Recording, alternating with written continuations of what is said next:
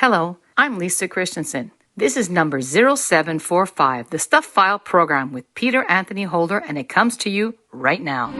The following program is brought to you in living color. Now, it's time for an eclectic mix of interviews and some of the oddest news stories you'll ever hear.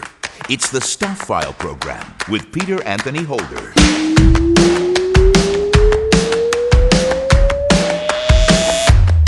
Hey there, hi there, ho there! Peter Anthony Holder here with you, and yes, this is indeed another edition of the Stuff File program, number 0745. And coming up on this edition of the Stuff File program, you'll meet Ben Miller, who is the world's only fly cast painter who makes amazing pieces of art using a rod and reel and pinpoint precision.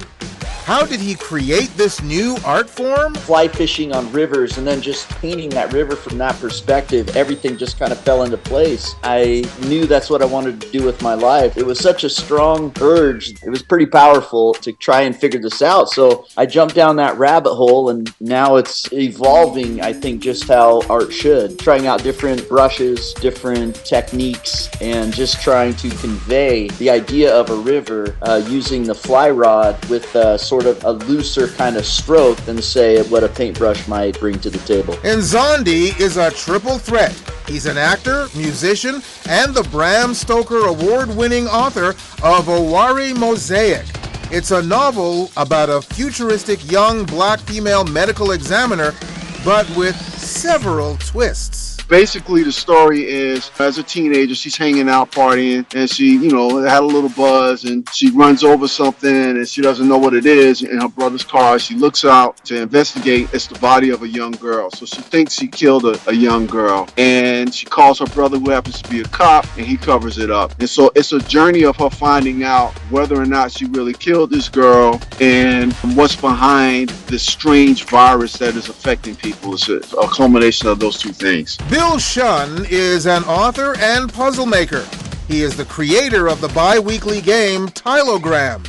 Bill looked at what the New York Times had done with the 7-letter spelling bee puzzle and thought that he could create something more challenging. Using 8 letters in a puzzle instead of 7 would open up some fun possibilities. At that point, it became just playing around to figure out what would be the best way to configure a grid of 8 letters. And finally, after a lot of thought, a lot of trial and error, I hit on the idea of using a sliding 8 puzzle format, which is like those puzzles with the numbers from 1 through 8. So I had the idea to cross a sliding 8 puzzle with my word puzzle, and that was the real birth of Tylogram. And there's lots and lots of Stuff File news, and of course, an idiot of the day. The guest later, the person who told you this was show number 0745, was Lisa Christensen, a licensed mechanic and the host of CJD's Car Show. She was also a guest on my radio show for several years back in the day. She's also a Montreal City Councilor for the borough of Rivière-des-Prairies, Pointe-aux-Trembles. Thank you very much, Lisa, for doing the guest slate on this edition of the Stuff File program, a show that is listener-supported, fan-funded radio that depends on you for our success. Join us at patreon.com to help make this show an even bigger and better radio experience. Well, let's get right to the stuff. Well, it's that time of the year again. Office Christmas parties are on the horizon, so please take to heart this first story as a cautionary tale. Alana Beecham filed a lawsuit last week in Los Angeles Superior Court over a Christmas party that went very sideways last year at a San Pedro, California Taco Bell where she worked at the time. Beecham's manager invited her to a potluck staff party, and Beecham brought a bowl of guacamole. When she arrived, she said she realized her manager had covered the windows of the restaurant with wrapping paper and had covered the lobby cameras. She noted that the supervisor had provided alcohol and some staffers were, and I'm using air quotes here, overserved. After stepping outside for a moment, late in the evening, Beecham returned to find a co-worker having sex with his wife in front of everyone at the party. The wife was also kissing the manager and another female co-worker. Beecham said she ran out of the restaurant, but went back in to get her guacamole bowl, where she found the manager and co-worker vomiting one in her bowl. Well, considering what was going on, it could have been worse. Anyway, Beecham reported the incident to Taco Bell, and the manager and co-worker were fired, but since then, she's been threatened and had her car windows shattered. Beecham said she has suffered actual consequential and incidental financial losses. Her lawsuit names Taco Bell and the franchise owner, who she said did nothing about the threats. Taco Bell says they take these claims very seriously. Oh, I'll bet they take it very seriously. You know, when I go back into the archives to pull out a 1987 Taco Bell Christmas commercial, after reading this story, I'm aghast at all the double entendres it contains. Go ahead, count them. This Christmas, Taco Bell would like to propose a traditional holiday feast. To start, a delicious main course filled with your favorite stuffing. A special side dish made from an old family recipe. For your sweet tooth, a festive holiday treat, all topped off by a bit of the bubbly. And what better way to finish an old-fashioned Christmas meal than with a rousing chorus of your favorite holiday tune? Yeah, I counted 5 to 7, and 2 of them were really out there. Yo quiero Taco Bell. According to the Hart Research Institute for Gulf of Mexico Studies, a number of witch bottles created to deter evil spirits are washing up along Gulf Coast beaches. The bottles are part of old-school spell casting. They contain objects including iron nails, rusty pins, hair, and urine. Jace Tunnell of the Institute thinks the bottles originate in the Caribbean or South America.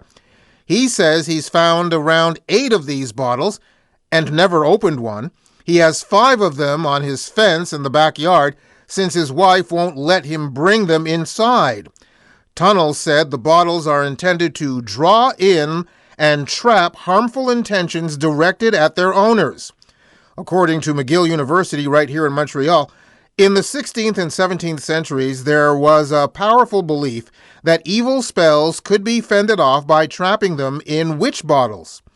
If properly prepared, the witch bottles could actually reflect the spell itself while also tormenting the witch. Gee, now I know why Tunnell's wife won't let them into the house. This is creepy stuff. Of course, there is potentially a second reason why she won't let them into the house. Perhaps she's a witch.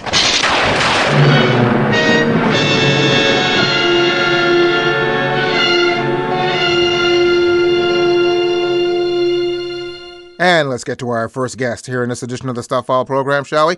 Ben Miller is an amazing artist who is truly one of a kind. He is the world's only fly cast painter. Instead of a regular paintbrush, he dips his special flies in paint, attaches them to a fly rod, and then flings them against a canvas that is dozens of feet away. Ben joins us via Zoom from Montana. Hi, Ben. Hey, good morning, Peter.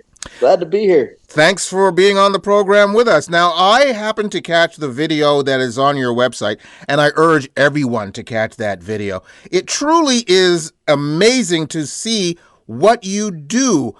Now, you are the first and only fly cast painter, so I got to ask right off the bat, how did you create this amazing art form? You know, I'd been fly fishing since I was a little tiny guy, and then I pursued the arts, and one day it was just, oh my gosh, this is who I am and this is what I want to do. And then it was like trying to find the subject matter and just how fly fishing on rivers and then just painting that river from that perspective, everything just kind of fell into place. And I knew that's what I wanted to do with my life. So it was such a strong urge that it was pretty powerful to try and figure this out. So I jumped down that rabbit hole, and now it's evolving, I think, just how art should. Trying out different brushes, different techniques, and just trying to convey the idea of a river using the fly rod with sort of a looser kind of stroke than, say, what a paintbrush might bring to the table. Now, again, I'm an inner city kid, right? I've never been fly fishing. I've seen it on film, seen it on television. I find it fascinating, but I've never experienced it. And I always got the impression that when a fly fisherman just casts that rod, it's going relatively within the vicinity of where he or she wants it to go. But when I watch your video where you're actually painting this way, you seem to have pinpoint precision as to where that is going. Am I wrong in assuming that, generally speaking, fly fishermen have that pinpoint precision, or is it just something that you adapted and created for your art? That is the thing about fly fishing, and that is the scenario, because people fly fish not because it's easy, but because it's a challenge. It's a problem, and you're just problem solving the whole time. And the precision, oh yeah, there are fly fishermen out there that are absolutely amazing as to what kind of presentation they're going to deliver to the trout, because then that will determine their success. I mean, the margin of success is such a real thing as to trying to be able to fool that trout that is feeding on a certain type of bug or in a certain situation. A lot of fly fishermen will absolutely pride themselves on their pinpoint precision as to where that fly is going to go and then be presented to that trout, because there are so many different variables that go into that movement and that practice. When you start painting, when you're working with a blank canvas, do you envision how that canvas will look when it's completed before you even, I guess, toss that fly? Or does the picture develop in front of you and you say, yeah, that's what I want? It's not necessarily what I imagine, but that's what I want. That is such a great question. One of the things that I would want to always work on and get excited about the art is to try and show that river in front of me as the painting. So do I envision it as the river or the painting itself, like the finish? I can't really say that I would be that literal, and I don't think that the art is that literal either. But the one thing that I have going for me as far as the interpretation of the river would be shapes and ratio of color at certain phases of the painting. So if, say, you have like some white foam or some flecks on top of the river, you're going to have to make a determination with your surface as to how much of that is going to be this white foam throughout the painting. And that is pretty simple judgment to make, because once you get done with that, then you move on to the next phase and the next color scheme that's going to go underneath it, because the paintings are painted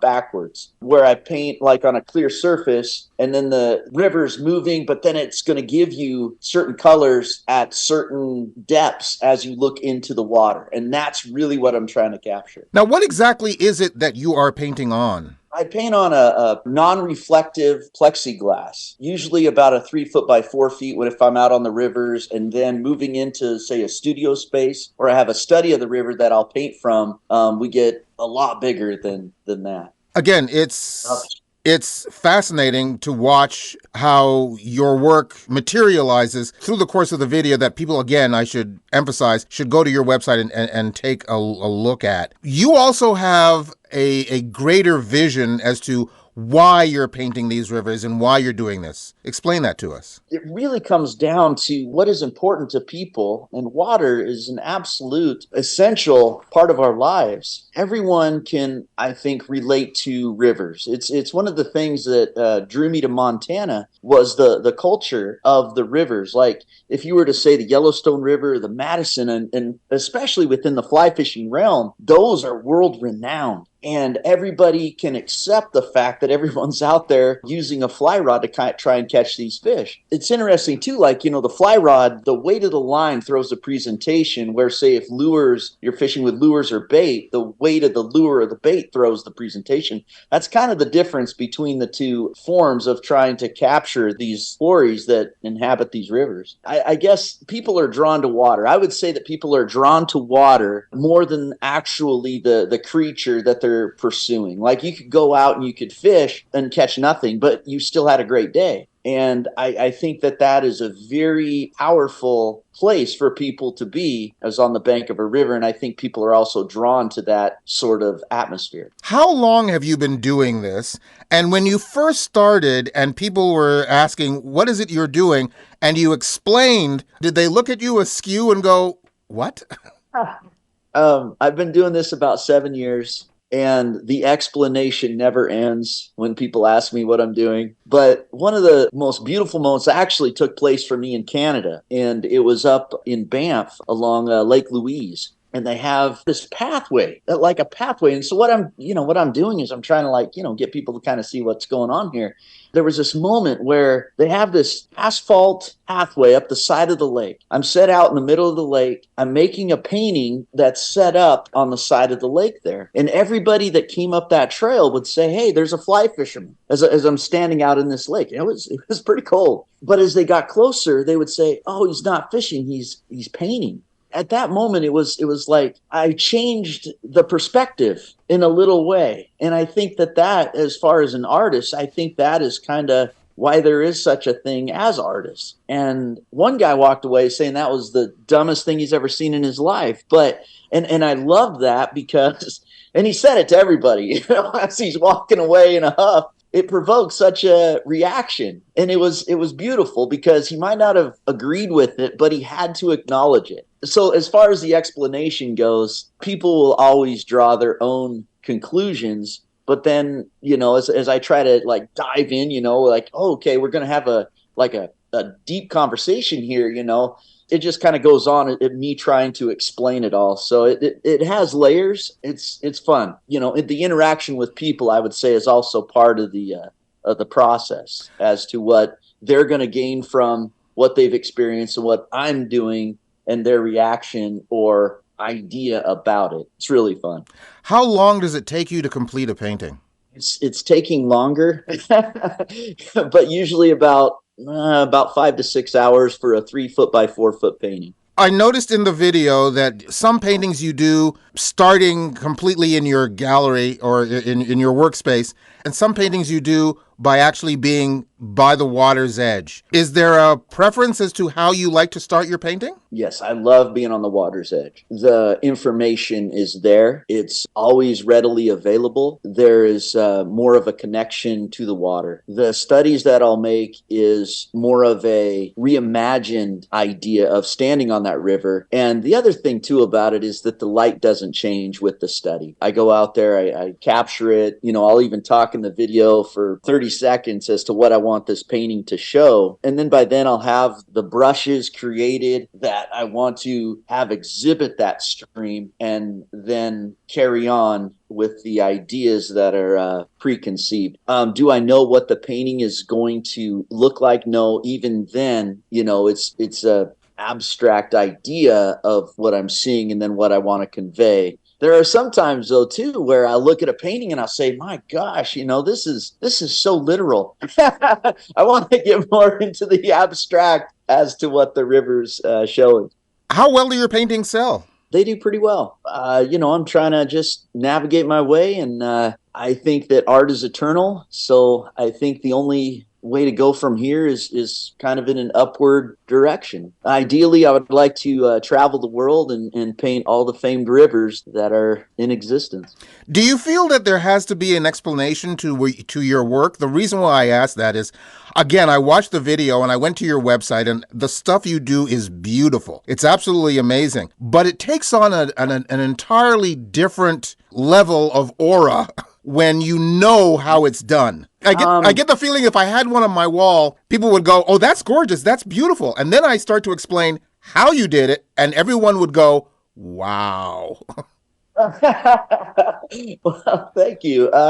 It's ideally, I close my eyes and I imagine the rivers I've been on, and I know that I love fly fishing, and I would like to bring a river into a space. And every time that person looks at that it would just remind them of that river that they love to be on. That's kind of at the heart of where I see the art kind of being. But yeah, I love that. I appreciate that you, dive into the process, which is, I think, so important as to what the art is about, to where the advantages of a fly rod is the velocity and capturing the movement. And I think that's a big piece of how the art is then interpreted, as if it wasn't a fly rod, but more of an abstract idea of a paintbrush. And I think when you start to consider all the facets that go into making that mark, the interpretation of the painting is going to take on, yes, a very different meaning.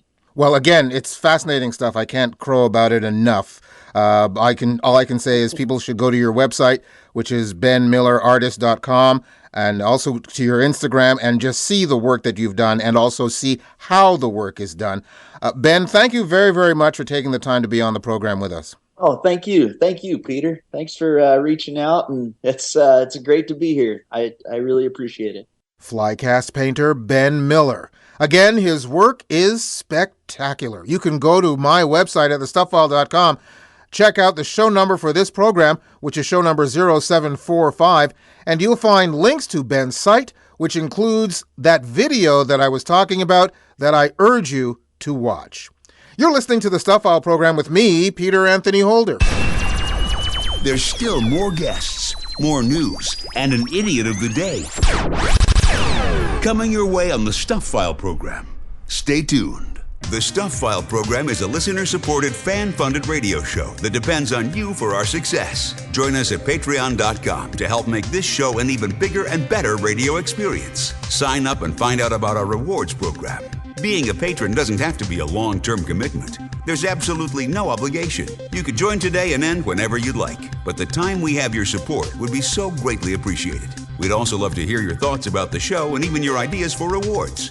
Join us for the ride. Join us at patreon.com/thestuffileprogram.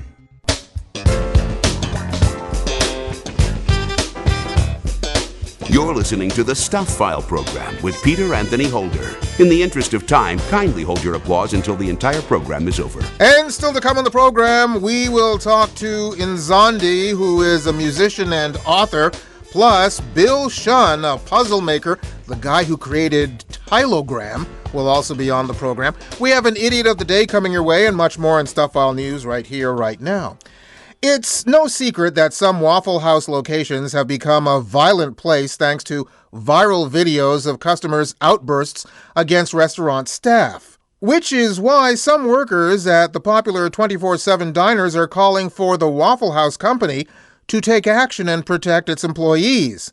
Said Waffle House cook Gerald Green, "I know the joke is that everybody's an MMA fighter, but no one actually is an MMA fighter. We don't want that stuff. Stop trying to be on your cousin's fight compilation video. We're just trying to get your food and send you on your way."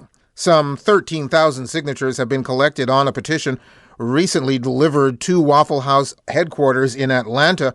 The petition claims workers face a constant threat of in-store violence while being paid poverty wages.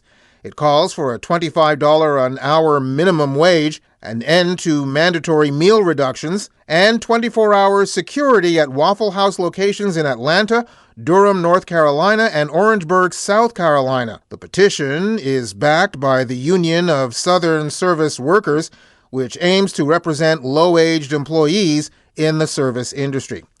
While there is plenty of video evidence of Waffle House violence, there isn't much known about its cause. Well, maybe we should just look at a Waffle House testimonial commercial to get a glimmer of an idea. We're asking people, why do you like Waffle House? You know what I really like about it? When I end up in the doghouse, I can always come to Waffle House and get something to eat. Yeah. Pissed off and thrown out of the house. That's exactly the customer mindset that you want to put out there so they will gleefully come through your door. And while we're still talking about bad behavior, what is it with bodily functions and people on planes these days? So many of these stories, and this is just the latest one. A female traveler on a Frontier Airlines flight tried to urinate in the middle of the aisle. She was caught on camera saying, "Sorry, everybody," before yanking down her pants to squat in the aisle on a flight from Florida to Philadelphia. The incident began after a flight attendant told her she couldn't use the washroom at that time, prompting the unidentified passenger to drop trow in front of two children. Things got messy when the other passengers protested and she pulled her pants back up, said passenger Julie Vaushel Hartman, who actually shot video of the incident. She threatened to kill another passenger. She threatened me after I told her to sit down. I hope she was arrested and banned from flying again. Well, it's not known what happened to the de-pantsed woman after she deplaned, but here's a taste of the audio that Hartman shot, but of course with the profanity removed. Yeah, I'm ready to be over here. Sorry, everybody. Are you serious? Okay, let me do I don't give a no, I gotta go pee. Wow. Does she eat with that mouth? Does she kiss her mother with that mouth? It should be noted that the entire video is highly edited because of the profanity. I only used 14 seconds of it. It's more than twice that length, and if you were to listen to the whole thing, you'd think that someone was sending out Morse code. And finally, in this section of Stuff File News, before we get to our next guest here in this edition of the Stuff File program, sometimes a cup of tea is enough fuel for a long workday. Unfortunately, on November 3rd, for a doctor at a health center in Nagpur, India, he didn't get his cup of tea and reportedly walked out of an operation midway through it. On the doctor's work list that day were 8 women scheduled for family planning surgery. After performing surgery on 4 women and giving anesthesia to the remaining 4, Dr. Tejrang Balavi had asked for a cup of tea from hospital staff. When he didn't get his cup of tea, Balavi abruptly left the medical facility without fulfilling the remaining procedures. Another doctor was called in to perform the rest of the surgeries. An investigation was ordered into the doctor's departure, and appropriate action will be taken against him pending results from the report. The perfect cup of tea is never created in a single moment. For even in a time when no one's time is ever free, there is always time for tea. Well, I, for one, along with probably the hospital and certainly those 4 women, beg to differ. Anyway, let's get to our next guest here on this edition of the Stuff File program, shall we? And before we actually hear from the guest, let's hear some of the music from the guest. It's so strange to see you crowded over your knees. And it's a shame, last time we spoke, you said that you hated me. And my dear reach for hoping things won't be the same. Nothing's cheesy, only time I feel is when I'm pain. What the hell's got into you? You find something wrong with everything I do, and I just wish you'd find a home to crawl in. 'Cause love hating me, yeah. Just because I'm a freak, and I'm just scared to like me. Love hating me, yeah. Just because I'm a freak, and you never understand me. What you just heard was a snippet of a new single that is released by Nzondi. It's called Freak. And speaking of freaks, this is a man who is so freaking talented. In addition to being a musician, he is also an actor. Plus, he is the Bram Stoker award-winning author of Oware Mosaic, a story that is set on an alternate Earth. Nzondi joins us via Skype from Los Angeles. Hello, sir. Hey, thanks for having me. What's up? Thanks for being on the program with us. Again, multi-talented. Is there anything you can't do? I can't do one-arm push-ups anymore because I pulled my deltoid muscle. The fact that you could at one time do one-arm push-ups just basically tells me exactly what I said in the opening. You can do everything. Oh man, I appreciate it. You know how life is, man. It really doesn't feel that way. It's just been a long journey of, just trying to master one thing at a time, if you know what I mean. A long journey of it.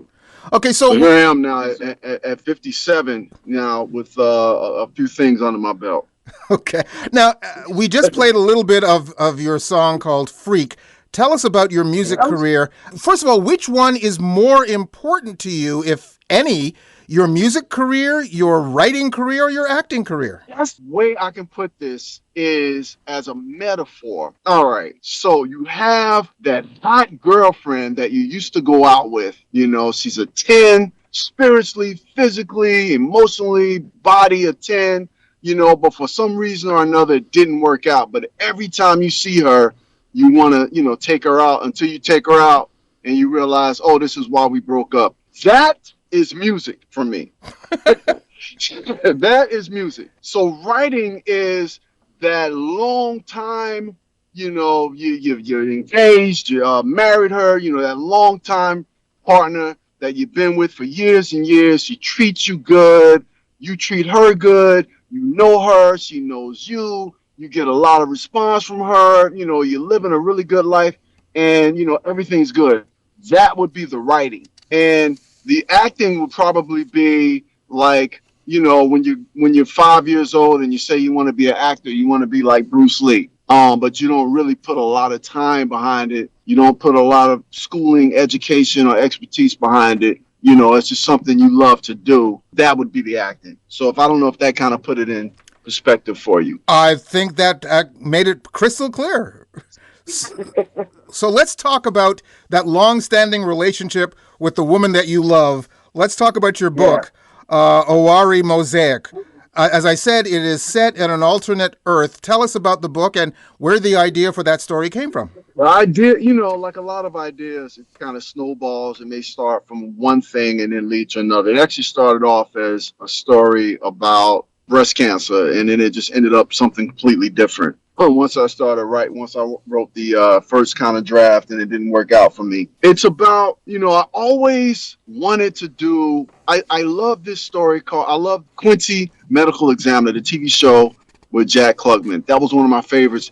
And back then when I used to watch that as a teenager, I used to say to myself, I want to be the black Jack Klugman, So that didn't kind of work out. But what I did was make this young black teenage girl a medical examiner of the future. Everything that she learned it through the metaverse.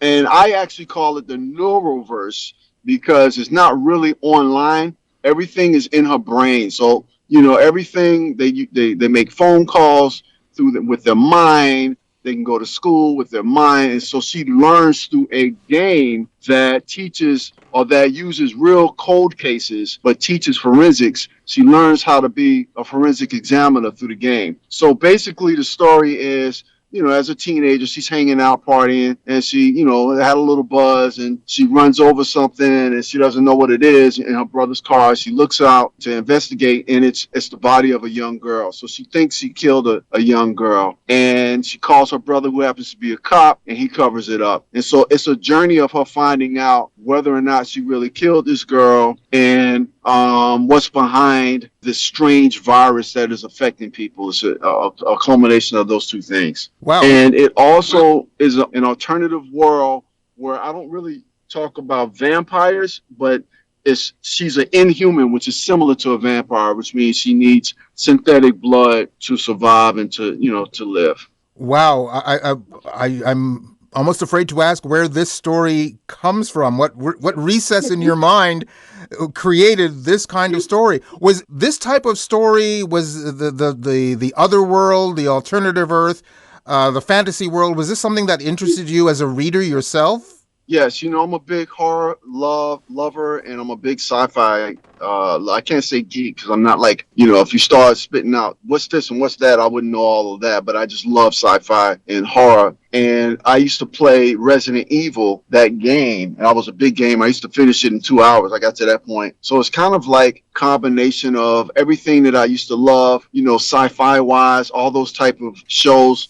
like Carbon. What's it? Carbon. I can't even think of the name of the TV show, but that show and Star Trek and Star Wars, just everything that I love, and vampires and Blade and martial arts. It's kind of like all of that stuff. And over the years, I've developed this world, and all of my characters now, I'm on my 4th book, but all of the characters live in this type of world, these alternative worlds. The thing that I mentioned is you're also an actor.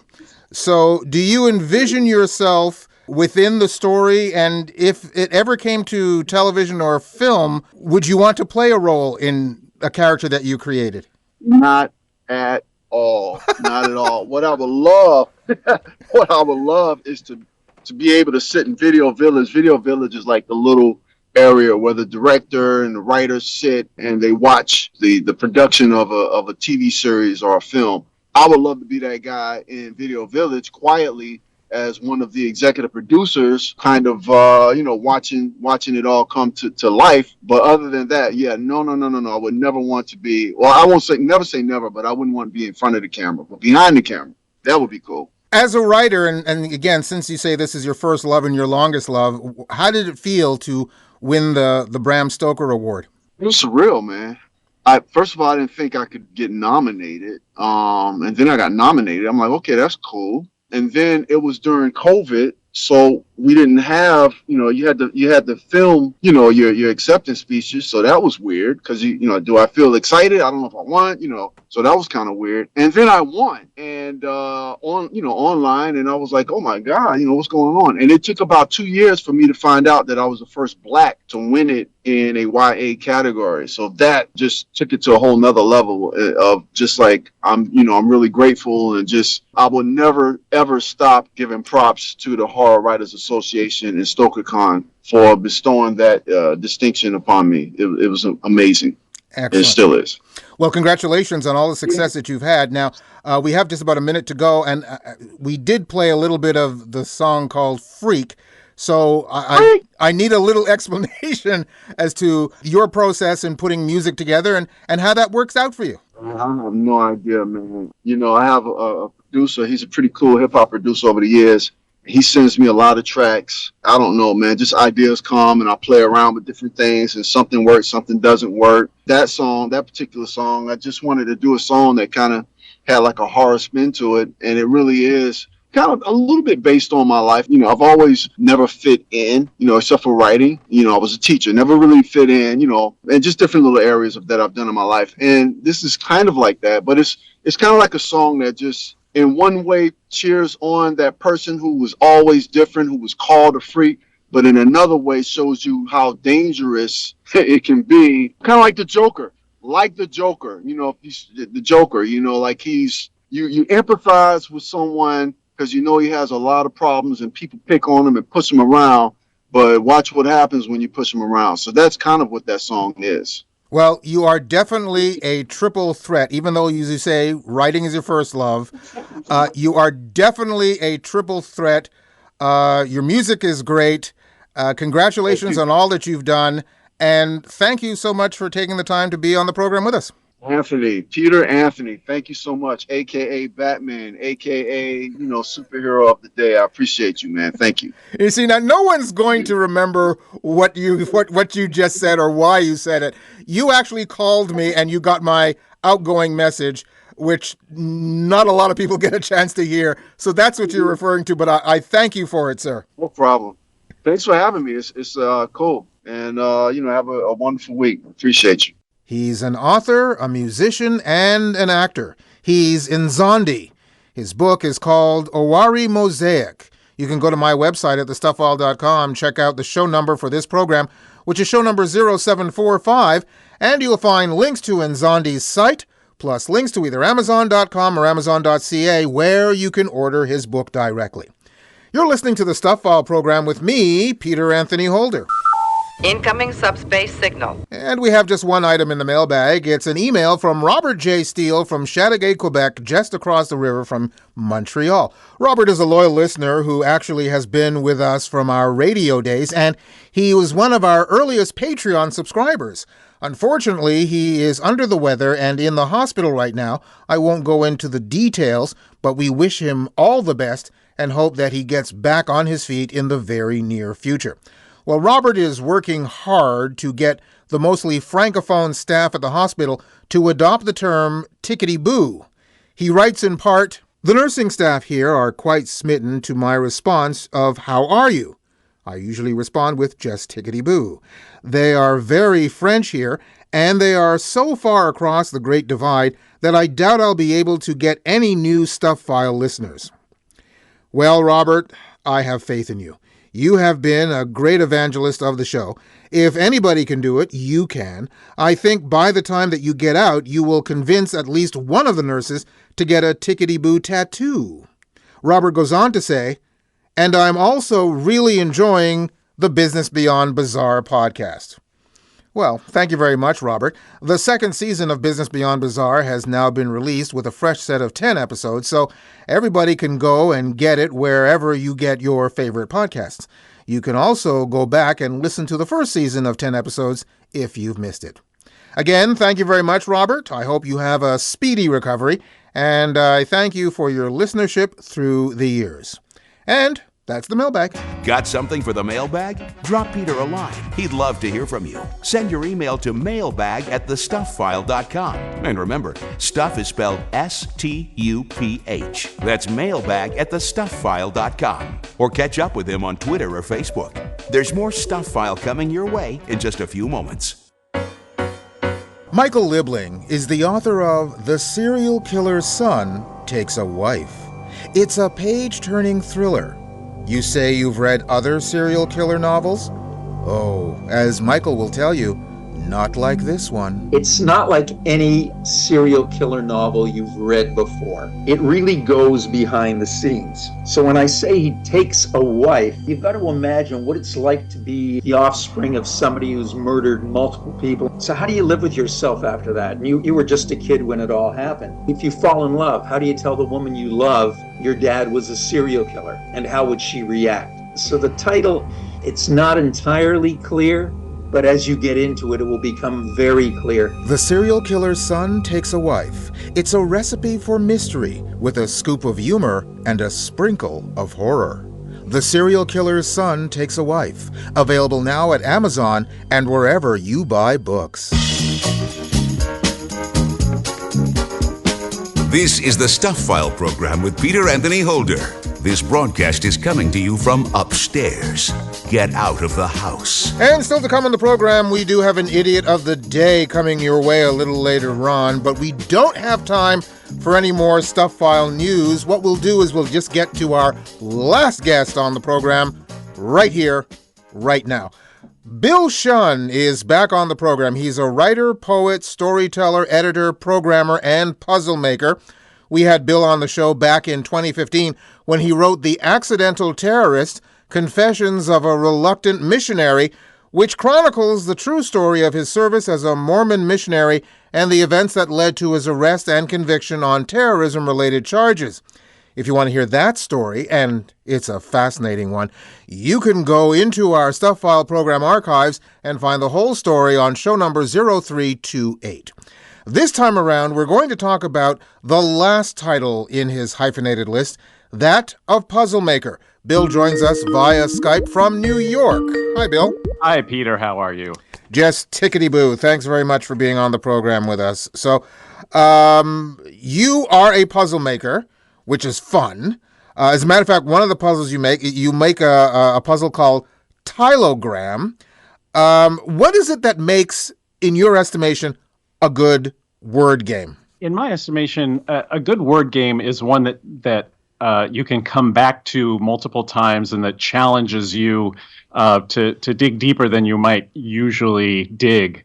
Tylogram itself was inspired by the New York Times spelling bee puzzle, which allows people to make words from 7 letters and has a very limited number of words that are accepted.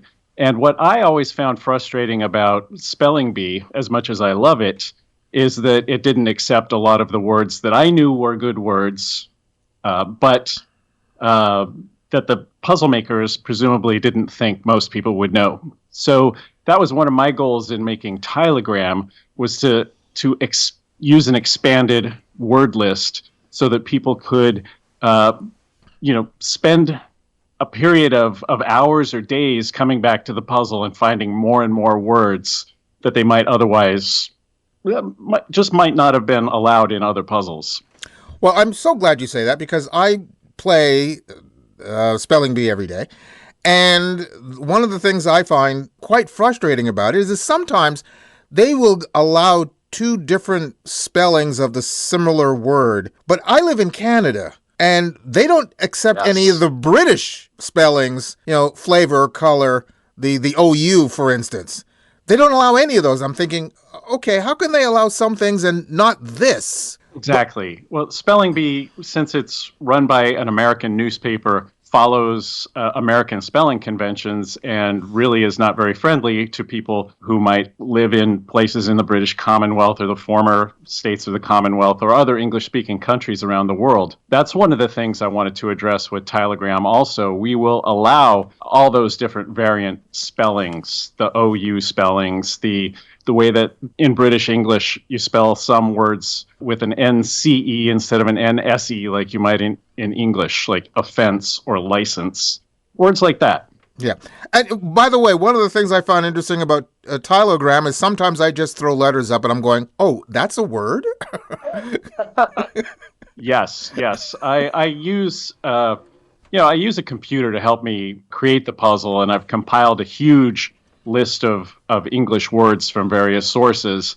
And every time I go through and curate a Tylogram puzzle, and they are hand curated, I've gone through the list of every possible word that could be made with the letters and looked it up to determine whether or not it is a word, whether it's maybe a slightly naughty word or an offensive word in some country, so that I can really create a puzzle that's going to be fun for people all over the world without going too far and offending them. Absolutely. Now, what does it take to create a game like this? I mean, where do you start? That's a very good question. I had wanted to make a puzzle like Tylogram for a long time. Back in 2018, I became really fascinated with Spelling Bee when it debuted at the New York Times. And I did a lot of study of that puzzle to see what made it fun and what I enjoyed about it. And I thought that using 8 letters in a puzzle instead of 7 would open up some fun possibilities. At that point, it became just playing around to figure out what would be the best way to configure a grid of 8 letters that people could choose from. And finally, after a lot of thought, a lot of trial and error, I hit on the idea of using a sliding 8 puzzle format, which is like those puzzles with the numbers from 1 through 8, or a sliding 15, 1 through 15, where you slide the tiles and try to arrange the numbers in ascending order. So I had the idea finally to cross a sliding 8 puzzle with my word puzzle, and that was the real birth of Tylogram. But once I had the concept, of course, there's the necessity of turning it into a computer program. Fortunately, I've had a long background in programming, and I've been working in the web since 1995. So I set aside a few months and was able to create the puzzle and all the infrastructure that lets me build each semi-weekly puzzle behind the scenes. Yeah, you have the puzzle out twice a week. I believe it's Tuesday and Friday, correct? That's correct. That's correct. We do, what I try to do is do a shorter puzzle on Tuesday so that people can do it in 3 days during the work week. And usually a longer one, a little more difficult on Fridays, so you can work on it over the weekend. And I've heard from a lot of people that they'll work on it for a little while every day while the puzzle is available. I'm one of those as well. And not only that, there's somebody that I play not against or with, but there's a friend of mine who lives in Ontario, and we commiserate back and forth, like, how many words are you up to? How many points are you up to? Have you gotten the secret word or whatever? And we keep egging each other on. You know. Well, I'm delighted to hear that. One thing I wanted to do with this puzzle was not make a clear ending point for it, so you could continue working on it as much as you could. I suppose you could find all the words, but that would be almost impossible in most cases. For every puzzle, I set as a goal a certain number of points, and hopefully you'll get to that point and pass it. And I will reward you with various different titles like Master Wordsmith or Grand Lexicographer as you reach higher levels of points. Well, I know for a fact that reaching that point of the points you have at the bottom there, I think I've reached it once. And there are times where I got to admit, I don't even get close. Well, there are two stages to the Tylogram puzzle. One is just simply finding the words, and the other one, as you will have discovered playing the puzzle, is sliding the letters around in the grid to try to maximize your score, because that's the other aspect of Tylogram that I think makes it different from most other word puzzles. That's the point that I keep trying to teach to my friend, the fact that you can slide them around. For instance, every once in a while, for instance, the letter that must be used in the Tylogram has a quotient of 0, so I immediately move that to a place which already has a 0. Correct. Yes. Every square in the grid has a point value, and when you slide the tiles around and move it into place, that letter takes on the value of the square that it's in and updates your entire score. So yeah, you can slide the tiles around and your score will change dramatically depending on how you arrange them.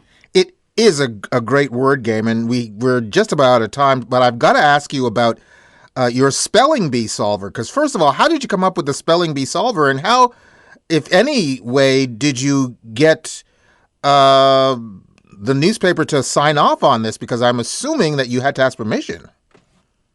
No, actually, really? I did not have to ask permission.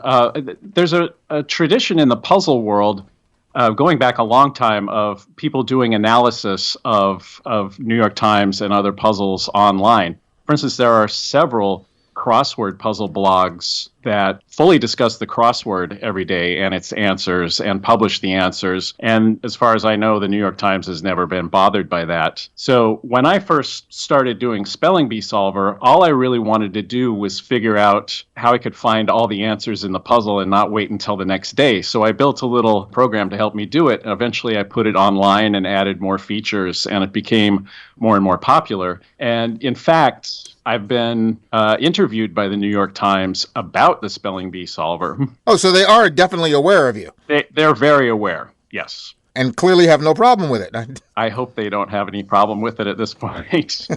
It's been going for over 5 years, and we seem to all coexist peacefully. Well, I'll let you know how I do the Spelling Bee. I try to do the Spelling Bee and get to the point where I reach genius on myself. Yes. And then I allow myself to use some of the hints that they have within their game. And then when I can't get any of them, I then go to yours and say, okay, what did I miss? And the reason why I do that is because, as you know, they're very repetitious in some cases of the words that they use. And every once in a while, I'll come up with a word and I'll go, oh, I never even knew that was a word. But now that I see it, when these letters come up again, I'll know that one. Exactly. Yeah, there are a few words that just because of the letters in them or the repetition of the letters in them show up again and again. One of the stranger ones is maybe acacia. Oh, thank you. That was yesterday's, wasn't it? Yeah. Yeah. Shows up all the time. Yeah, absolutely. It's only got a C, an A, and an I. I can spend hours playing your game, sometimes way too much time playing your game.